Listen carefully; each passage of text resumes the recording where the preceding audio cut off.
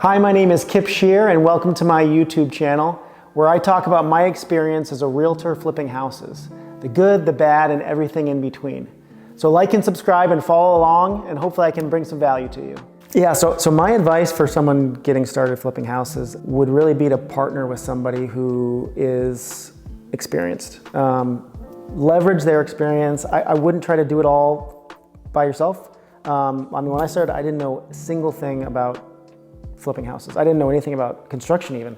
My dad is not handy at all, so I had no experience doing that. I knew I liked houses, I knew I liked to look at houses, I knew design styles, but I didn't know anything about the construction side. So if you have a desire to start flipping, the first thing I would say is find someone who's doing it and offer value, lead with value always. Tell them, hey, I'd love to get into this. How can I come and help you manage one of your projects? Maybe I'm just cleaning up. Maybe I'm just showing up and meeting contractors there.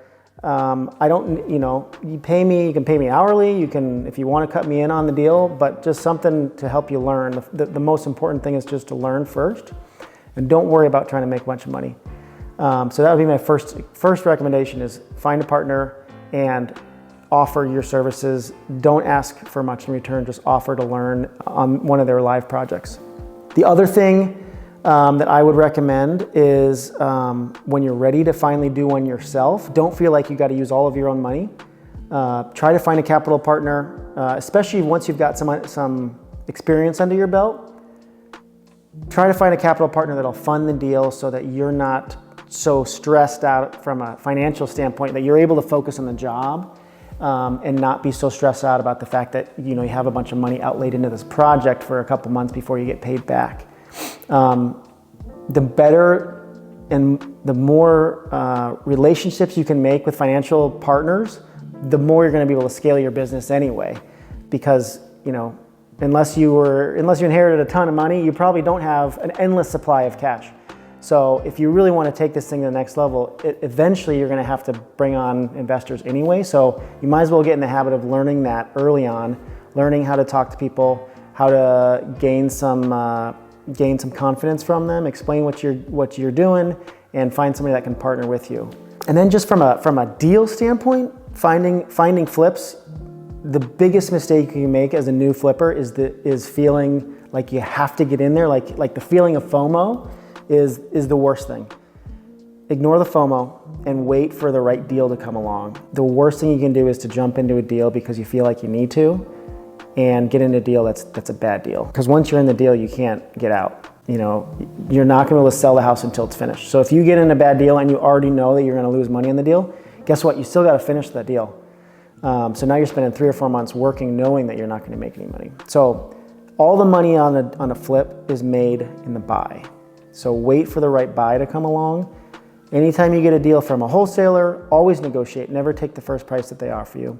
Never buy a house sight unseen.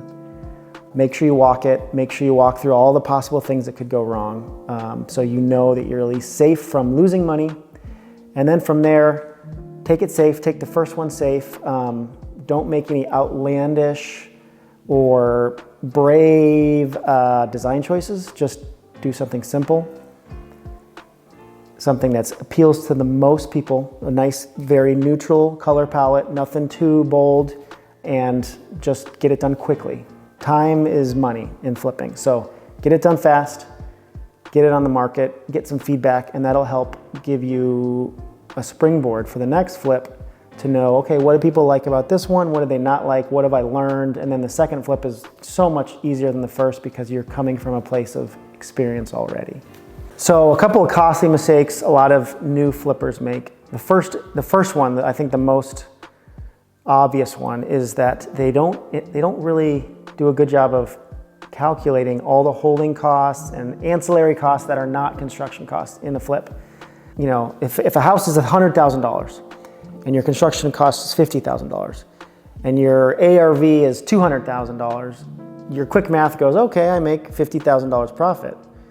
But that gets wiped away all the time. So your $50,000 construction cost that's fine, but you have a $100,000 loan or an $80,000 loan from a hard money lender that's probably charging 12% a year. So that's 1% per month. So every month you're paying $800, $8,000 a year. If your flip takes 6 months, that's 6% extra you're paying in holding costs.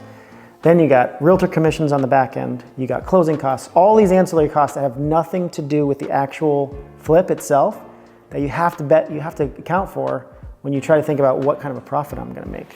So a lot of times you'll see deals come out that it's like $100,000 ARV delta from purchase price to sale price, $100,000. And they'll say, the wholesaler will say, oh, it's a $40,000 rehab cost. And people will jump on that and take that, especially new flippers. But you don't realize $100,000 delta is nothing. That goes away so fast between closing costs, both on the purchase of the property and the sale of the property, realtor costs, holding costs. I won't take anything less than like $125,000 or $150,000 spread between purchase and sale, because I know that your flip almost always costs at least $60,000, no matter how small of a house. And then all the holding and closing and realtor and blah, blah, blah, blah, blah. By the time you're done, you're left with maybe 15 grand, which is fine, but like for the amount of work involved in a flip, I don't want to make 15 grand on the back end. I want to make at least 30 grand. Otherwise, it's way too much work for the return. These are just a few of the things that I've learned over the years flipping, some of the mistakes that I have made. I want to try to prevent you from making the same mistakes if possible. They're preventable.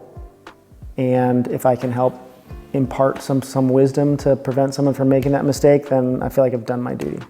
Thanks a lot for watching this video. Just a reminder, like and subscribe to my channel, and stay tuned for my next video where I talk about 5 tips for maximizing profit on your next flip. You're not going to want to miss it.